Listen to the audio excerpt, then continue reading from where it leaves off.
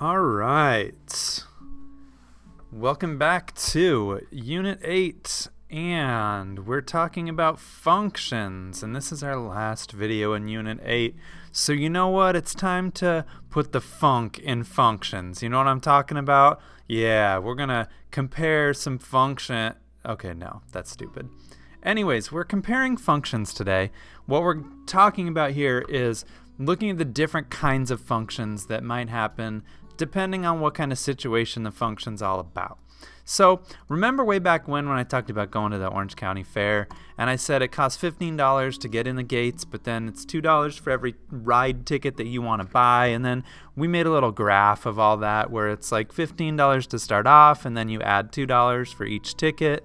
Then it goes up and up and up depending on how many tickets you want to buy. Well, I want you to think about something real quick.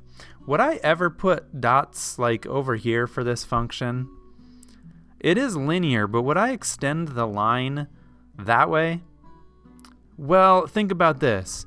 That 15 is what you pay if you don't buy any tickets. So if you went backwards, that would be like buying -1 tickets, and you can't buy a negative amount of tickets. So it doesn't really make sense to put dots over there in that quadrant of the graph, because what happens is most real life situations that we model with a function, they have to have a starting point, and we call that starting point an initial value.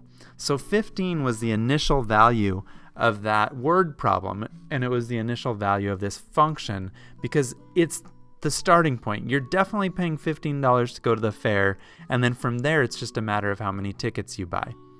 And most functions have an initial value when that function is modeling some kind of real life situation. Okay, from that initial value, the function could increase or the function might decrease. It just depends on what the function is. So to give an example, if the function is talking about you earning money, like we've done problems where you're earning money by selling a car or something like that.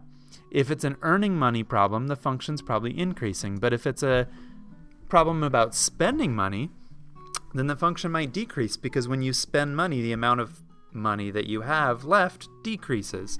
Or maybe it's a problem that's talking about accelerating and you're speeding up, and that's an increase problem. Or decelerating mean you're not going anywhere, you're slowing down.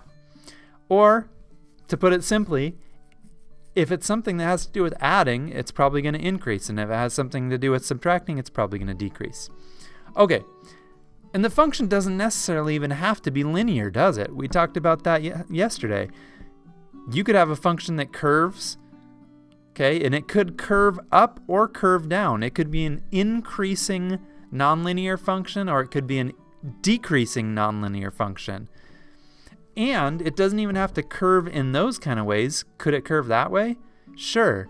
You could have a function like that that starts off increasing really rapidly, and then it slowly doesn't increase as rapidly. Or you could have something that just kind of decreases at a fluctuating rate that's not constant, and it's not linear, and it's just kind of crazy.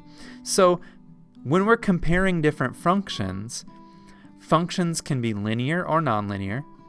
They can be increasing or decreasing from whatever starting point they start at. So in summary, starting from an initial value, a function can be linear or nonlinear, and it can be increasing or decreasing. So, putting all that together, here's what I want you to do. I want you to try to sketch a function that has the following characteristics. It needs to be an increasing nonlinear function with an initial value of 12. Try to sketch one out like that. And that's all I want you to do.